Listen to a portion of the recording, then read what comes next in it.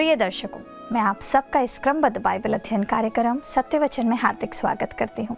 मुझे आशा है कि आप सब इस अध्ययन के द्वारा आत्मिक लाभ प्राप्त कर रहे हैं। पिछले अध्ययन में हमने देखा मूसा की बुलाहट और अधिकार का नवीनीकरण, मिस्र के जादूगर तथा पहली विपत्ति यानी कि पानी का लहू में बदलना। आज के अध्ययन में हम निर्गमन की पुस्तक के 8वें अध्याय का अध्ययन करेंगे, जिसमें हम सीखेंगे कि मेंढकों की महामारी, तीसरी विपत्ति कुटकियों की महामारी, चौथी विपत्ति डांसों की विपत्ति मिस्र देश में प्रहार करती है और वे विपत्तियां किन देवताओं के विरुद्ध हैं। तो आइए परमेश्वर के दास के द्वारा इन सभी गहरी बातों को जानें और समझें।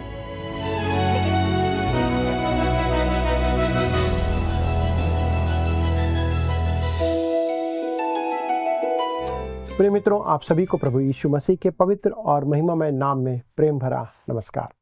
मुझे आशा है कि आप स्वस्थ हैं और परमेश्वर के वचन से अध्ययन करने के लिए तैयार हैं। मित्रों, हम निर्गमन की पुस्तक से परमेश्वर द्वारा मिस्र के देवताओं के विरुद्ध प्रहार देखने जा रहे थे, जिसमें हमने पहली विपत्ति देखा था।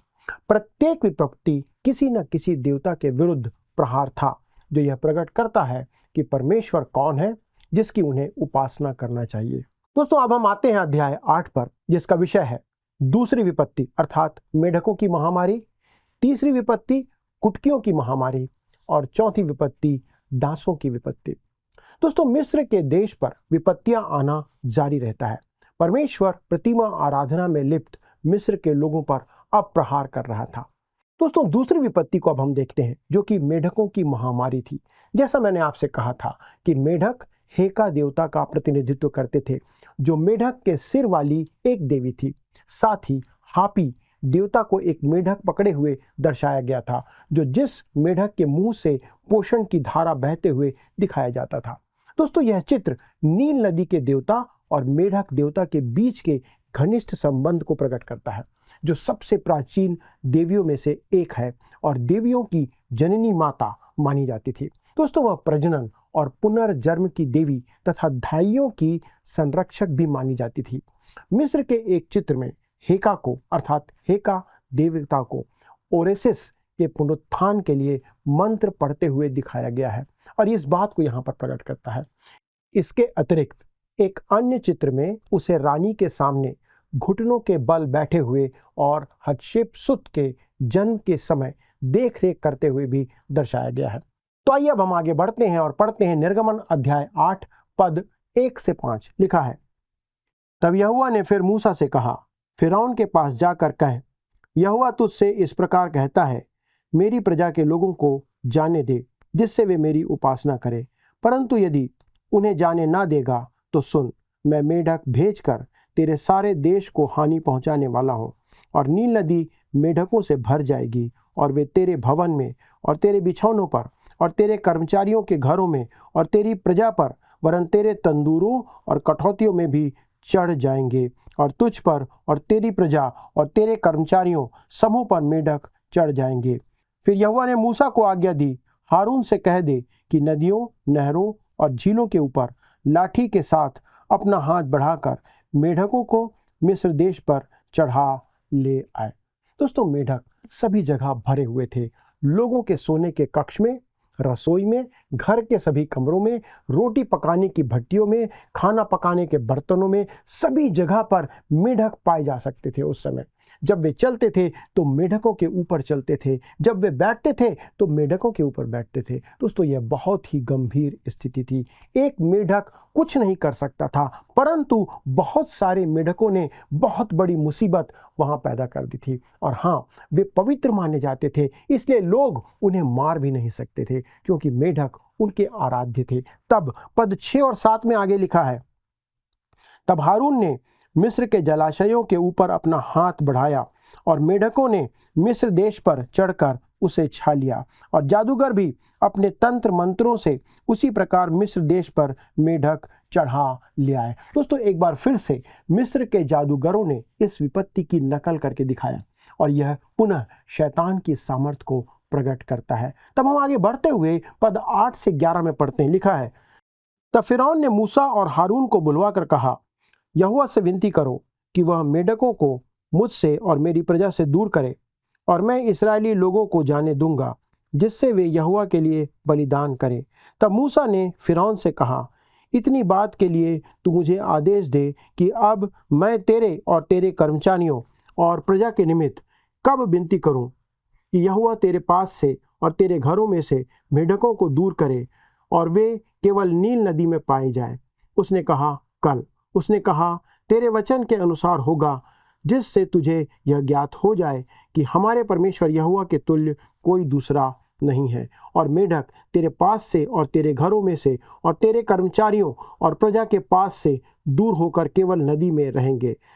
दोस्तों, यहाँ पर फिर से यह देखना आश्चर्यजनक है कि मिस्र के जादूगरों ने मेढकों को बढ़ा के यहाँ तक लेकर आया, परंतु वे उन्हें हटा नहीं सके। फिरौन इस विपत्ति से इतना परेशान हो गया कि वह कुछ भी प्रतिज्ञा करने को तैयार हो गया था। अब परमेश्वर इस व्यक्ति पर दबाव डालना आरंभ कर रहा था और उसने कर दिया था कि वह विचार करे कि सच्चा परमेश्वर कौन है। तब हम पद 12 से 15 में देखते हैं, आगे लिखा है, तब मूसा और हारून फिरौन के पास से निकल गए और मूसा ने उन मेढकों के विषय यहोवा की दुहाई दी जो उसने फिरौन पर भेजे थे, और यहोवा ने मूसा के कहने के अनुसार किया, और मेढक घरों, आंगनों और खेतों में मर गए, और लोगों ने इकट्ठा करके उनके ढेर लगा दिए, और सारा देश दुर्गंध से भर गया। परंतु जब फिरौन ने देखा कि अब आराम मिला है, तब यहोवा के कहने के अनुसार उसने फिर अपने मन को कठोर किया और उनकी ना सुनी। दोस्तों, यह भाग हमें फिरौन के मन के कठोर होने का विस्तृत चित्र प्रदान करता है। हमें बताया गया है कि फिरौन ने स्वयं ही अपने मन को कठोर किया। इस घटना में परमेश्वर जो कुछ पहले से फिरौन के मन में था उससे बाहर निकालने का काम कर रहा था। अब हम आगे बढ़ते हैं और तीसरी विपत्ति पर आते हैं, जो है कुटकियों की विपत्ति या कुटकियों का झुंड का वहां पर आक्रमण करना। तब हम पढ़ते हैं पद 16 से 19, लिखा हुआ है, फिर यहोवा ने मूसा से कहा, हारून को आज्ञा दे, तू अपनी लाठी बढ़ाकर भूमि की धूल पर मार, जिससे वह मिस्र देश भर में कुटकियां बन जाए। और उन्होंने वैसा ही किया, अर्थात हारून ने लाठी को लेकर हाथ बढ़ाकर भूमि की धूल पर मारा। तब मनुष्य और पशु दोनों पर कुटकियां हो गई, वरन सारे मिस्र देश में भूमि की धूल कुटकियां बन गई। तब जादूगरों ने चाहा कि अपने तंत्र मंत्रों के बल से हम भी कुटकियां ले आए, परंतु यह उनसे ना हो सका। इस प्रकार मनुष्यों और पशुओं दोनों पर कुटकियां बनी रहीं। तब जादूगरों ने फिरौन से कहा, यह तो परमेश्वर के हाथ का काम है। तो भी यहोवा के कहने के अनुसार फिरौन का मन कठोर होता गया और उसने मूसा और हारून की बात ना मानी। दोस्तों, इस समय के पहले तक मिस्र के जादूगर परमेश्वर के हाथों के द्वारा किए गए चमत्कारों की नकल करने में सफल रहे थे, परंतु अब किसी कारण से वे इस चमत्कार की नकल करने में असमर्थ थे। अगर अब तक उन्होंने धोखे से चमत्कारों को दोहराया था, तो अब वे हार कर कहते हैं कि इस विपत्ति में निश्चित तौर पर परमेश्वर का हाथ है। दोस्तों, धीरे धीरे आप देखते हैं कि परमेश्वर मिस्रियों को विश्वास दिला रहा था कि केवल यहोवा ही परमेश्वर है और वही अकेले परमेश्वर है। इन देवताओं की आराधना मिस्र के लोगों के जीवन और उनकी दिनचर्या का अभिन्न अंग बन चुकी थी, उनके जीवन में रची बसी थी। इस विपत्ति ने उनके पृथ्वी के देवता गेबा के विरुद्ध घृणा उत्पन्न कर दी थी। गेबा पृथ्वी के सभी रूपों और अवस्थाओं में अत्यधिक रूप से संबंधित देवता था। गेबा ही वह देवता था जो फसल की स्थिति के संबंध में अपनी रिपोर्ट और सिरस देवता को दिया करता था, और ये उनके लिए बहुत आदरमय था। यहाँ पर दोस्तों, आप कुटकी शब्द का अर्थ डांस या मच्छर समझ सकते हैं या हो सकते हैं। इसका मूल अर्थ ढांकना या घेर लेना या चुटकी लेना हो सकता है, परंतु यहाँ पर रोचक बात क्या है कि काटने, चिमटने या फिर ढांकने का काम किसी डांस या मच्छर के द्वारा संभव नहीं हो सकता, जो यहाँ पर प्रकट किया गया है। संभवतः यहाँ पर जुएं या कुटकी का वर्णन किया गया है।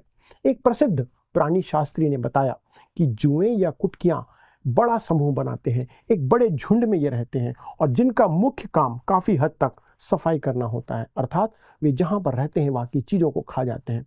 आप अनुमान लगा सकते हैं कि जब धरती अर्थात मिस्र की धरती मेढकों के शव और बदबू से भरी पड़ी थी, तब ये कुटकियां यहाँ पर जुए भी जो कुछ भी हो वे मेढकों को साफ कर रहे थे, उन्हें खा करके उन्हें वे समाप्त कर रहे थे। इस प्रकार से दोस्तों शाप के साथ आप आशीष के कारण को भी यहाँ पर देखते हैं जो यहोवा उन पर लेकर के आता है। अर्थात इस विपत्ति के साथ पिछली विपत्ति की जो सफाई थी वो काम होता है।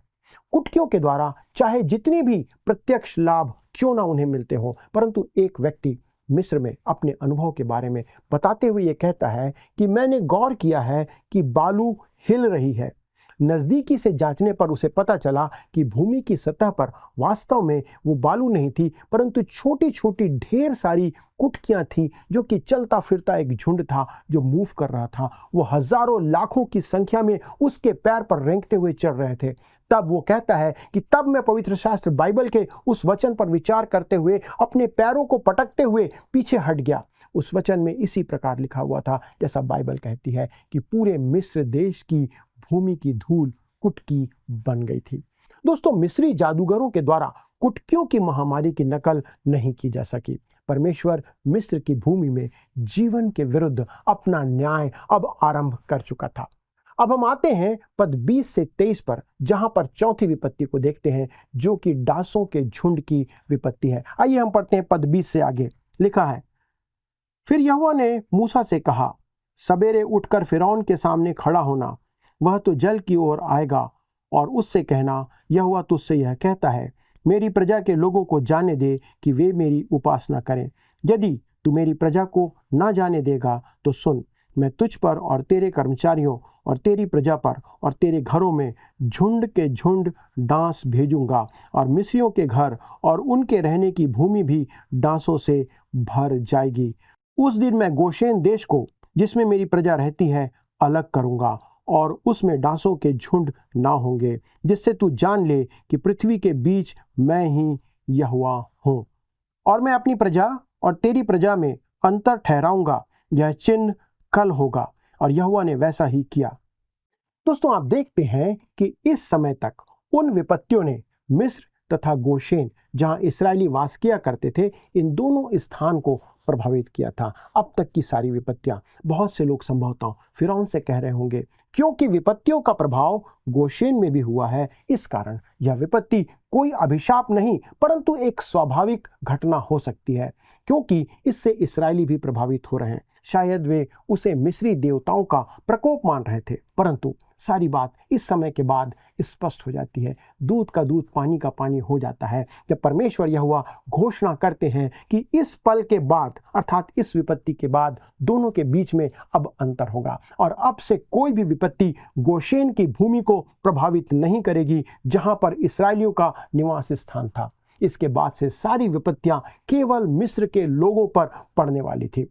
दोस्तों चौथी विपत्ति डांसों की विपत्ति थी। ये डांस बहुत हद तक पवित्र कीड़े भृंग या गुबरैले कीड़े को जो कि गोबर में पाया जाता है या झिंगूर के जैसे होते हैं उसके माना करते थे, जो मिस्र देश में बहुत पवित्र माने जाते थे। ये कीड़े अधिकतर मिस्र के अंदर उनकी कब्रों में जो सोने के बने ताबूत होते थे उसके अंदर पाए जाते थे। दोस्तों ये सूर्य देवता रा के लिए पवित्र माने जाने वाले ये भृंग हुआ करते थे। इस विपत्ति की तीव्रता का अनुमान आप इस बात से लगा सकते हैं कि इस विपत्ति के बाद फिरौन मूसा के साथ कुछ हद तक समझौता करने को तैयार दिखाई देता है। दोस्तों आप उस प्रस्ताव पर जरा ध्यान दीजिए जो पवित्र गुबरैले कीड़े के देश पर आक्रमण करने के बाद फिरौन मूसा के सामने अब रखने जा रहा है। आइए हम उसे देखते हैं, पढ़ते हैं। पद 24 से 27 लिखा है, और यहोवा ने वैसा ही किया और फिरौन के भवन और उसके कर्मचारियों के घरों में और सारे मिस्र देश में डांसों के झुंड भर गए और डांसों के मारे वह देश नष्ट हुआ।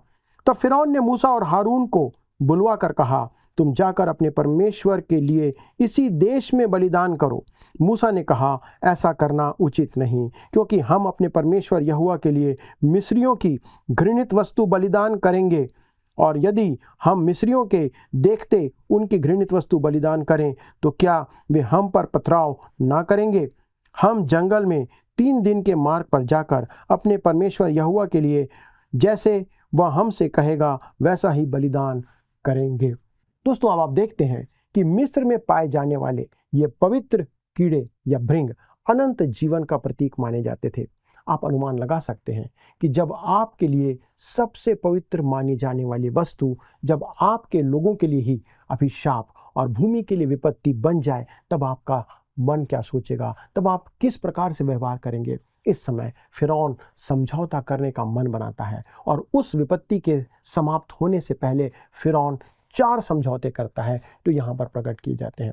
मूसा और हारून चाहते थे कि इस्राएली लोग जंगल में 3 दिन की यात्रा पर जाकर परमेश्वर के लिए बलिदान चढ़ाएं, जैसा परमेश्वर ने कहा था। परंतु फिरौन क्या कहता है, ठीक है, तुम लोग बलिदान चढ़ा सकते हो, परंतु तुम्हें इस देश में ही रहकर ऐसा करना होगा, बलिदान चढ़ाना होगा। दोस्तों, यह ठीक उसी प्रकार का समझौता है जैसा आज बहुत से मसीही विश्वासी करते हैं। यह शैतान की योजना को प्रकट करता है। यह समझौता कहता है कि आप मसीही विश्वासी तो बन सकते हैं, लेकिन आपको कट्टर मसीही विश्वासी बनने की आवश्यकता नहीं है। एक खुले विचारों वाले मसीही बनो और अपनी जीवन शैली को मत बदलो, अर्थात जैसा जीवन जीते थे वैसे ही जीते रहो और तुम मसीही भी बने रहो। दोस्तों, इस बात को ध्यान रखिए, अगर आपकी जीवन शैली बदलती नहीं है तो आप मसीही नहीं बने हैं या नहीं बन सकते। अब आप मुझ पर यह आरोप मत लगाइएगा कि मैं ये कह रहा हूं कि मसीही बनने के लिए आपको अच्छा काम करने होगा या करना पड़ेगा। दोस्तों, मैं यह बात उसी तरह से नहीं कह रहा हूं। हमारा उद्धार मसीह में विश्वास के द्वारा होता है, किसी और चीज से नहीं होता। इसमें आपके कर्मों का, आपके काम का कोई योगदान नहीं है। लेकिन जब आप अपने उद्धार के लिए मसीह यीशु पर विश्वास करते हैं तो यह आपके जीवन शैली को भी बदल देता है। एक परिवर्तन देखने को आना चाहिए आपके जीवन में।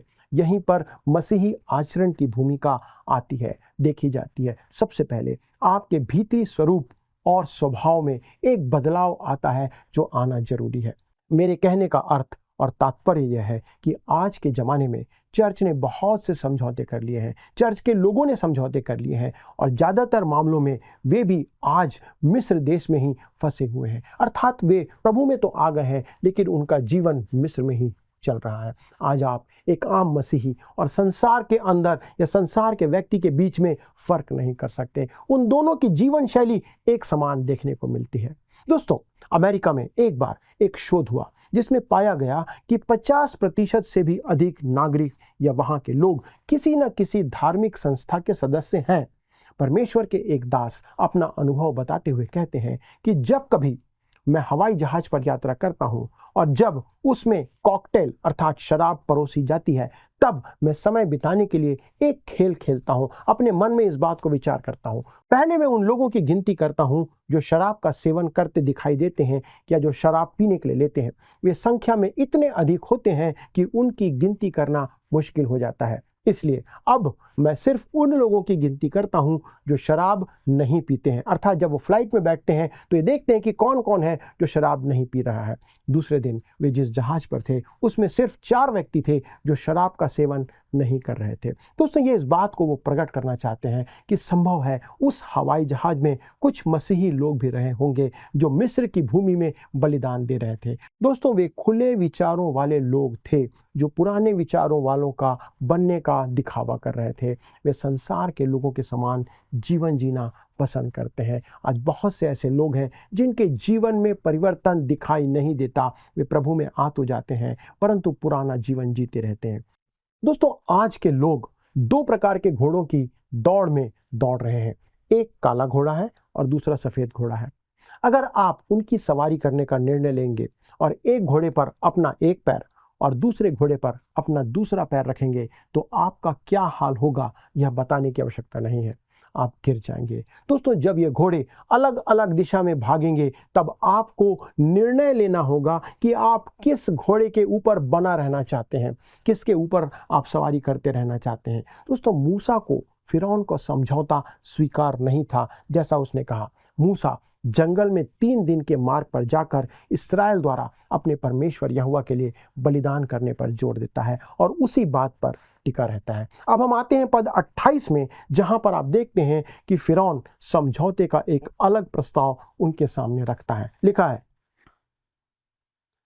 फिरौन ने कहा, मैं तुमको जंगल में जाने दूंगा कि तुम अपने परमेश्वर यहोवा के लिए जंगल में बलिदान करो, केवल बहुत दूर ना जाना और मेरे लिए विनती करो। दोस्तों, इस बार फिरौन की जो बात थी वो पिछली बात से कुछ अलग थी। वो कहता है बहुत दूर ना जाना और मेरे लिए भी विनती करना। दोस्तों, एक बार फिर से यह कुछ उसी प्रकार का समझौता है जैसा आज बहुत से कलीसिया के लोग, बहुत से मसीही, बहुत से विश्वासी, यहाँ तक कि रूढ़िवादी कलीसियाएं भी जो आज संसार के नियम और कार्यक्रमों को चर्च में लागू करते हुए देखे जा सकते हैं, वे उनको प्रकट करता है।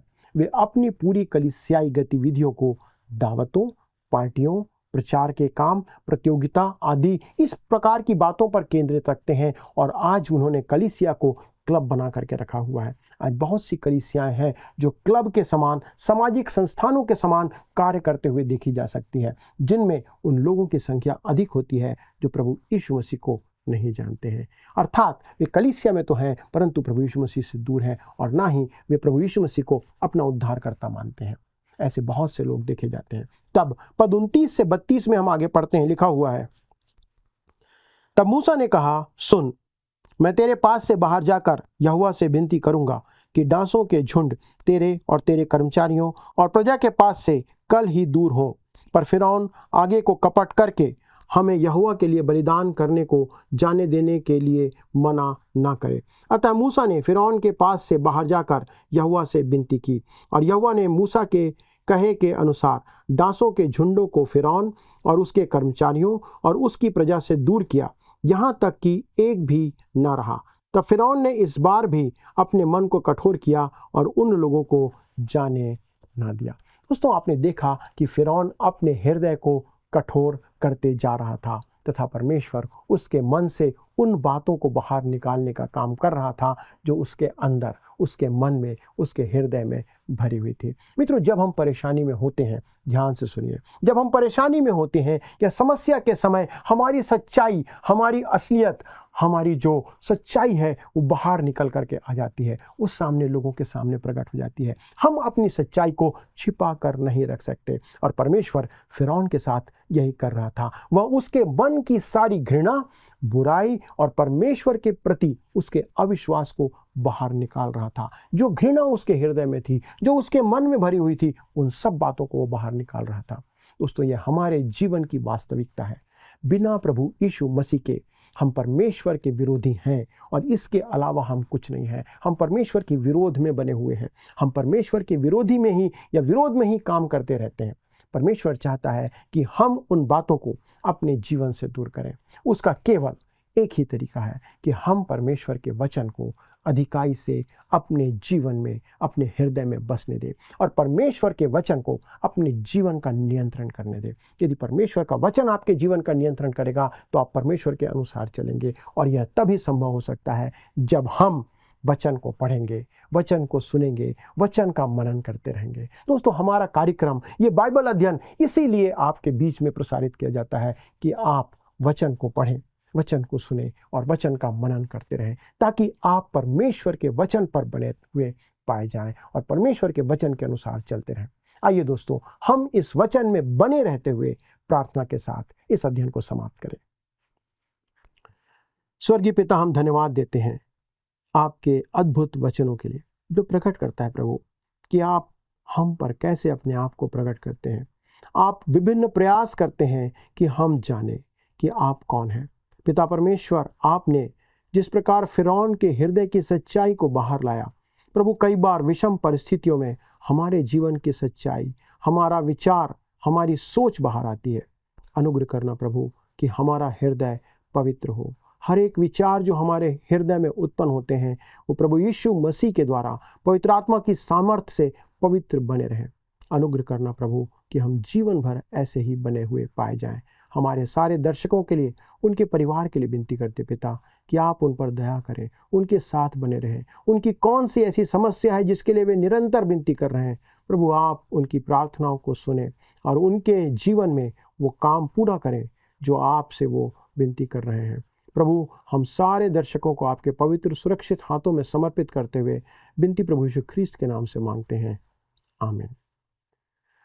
दोस्तों, मुझे पूरा विश्वास है कि आज का अध्ययन आपके लिए आशीष का कारण था और आपने कोई ना कोई नई बात आज सीखी है। अगले प्रसारण तक इस अध्ययन में बने रहें, परमेश्वर के साथ चलते रहें और उससे विनती करते हैं। प्रभु आप सभी को आशीष दे। प्रिय दर्शकों, आज के अध्ययन से हमने सीखा कि किस प्रकार से हम अगर 2 घोड़ों की सवारी करेंगे तो हमारा क्या हाल होगा। प्रियो, आज शायद ये हमारे भी जीवन का हाल है। हम संसार और परमेश्वर दोनों के साथ एक साथ चलना चाहते हैं। हम दुनिया में भी रह लें, परमेश्वर के साथ भी चल लें। ये नहीं हो सकता दोस्तों, क्योंकि या तो आप संसार से प्रेम कर सकते हैं या परमेश्वर से। अब निर्णय आपको लेना है कि क्या परमेश्वर के साथ समय बिताना, वचन पढ़ना, प्रार्थना करना आपके लिए प्रिय है या संसार की चकाचौंध में जीवन बिताना आपको प्रिय है। आइए अब वक्त है जाने कि प्रश्न क्रमांक 110 का सही उत्तर किस किसने दिया है। तो सही उत्तर है ऑप्शन सी, यानी कि नंबर 3 साल। मूसा हारून से 3 वर्ष छोटा था। आज के अध्ययन क्रमांक 111 पर आधारित भी हमारे पास आपके लिए प्रश्न है। बंधुआई के समय इजरायली जिस स्थान में वास करते थे उस स्थान का क्या नाम था? बंधुआई के समय इजरायली जिस स्थान में वास करते थे उस स्थान का क्या नाम था? Option A Goshen, option B यरदन, ऑप्शन सी होरेब या ऑप्शन डी मिधान। मित्रों, इस प्रश्न का उत्तर हमें कल सुबह 6 बजे से पहले विकल्प ए, बी, सी या डी के साथ अपना नाम, पता और स्थान के साथ व्हाट्सएप या SMS के द्वारा भेज दीजिएगा। नंबर है 9651433397 9651433397। यदि आप इस अध्ययन को दोबारा सुनना चाहते हैं तो स्क्रीन पर दिए गए वर्ड रिसाउंड्स टुडे हिंदी लिखकर आप हमारे YouTube पर भी सुन सकते हैं। अधिक जानकारी और प्रार्थना के लिए आप दिए गए नंबर 9651433397 यानी कि 9651433397 पर कॉल कीजिए। हमारे परामर्शदाता आपकी सहायता अवश्य करेंगे। धन्यवाद।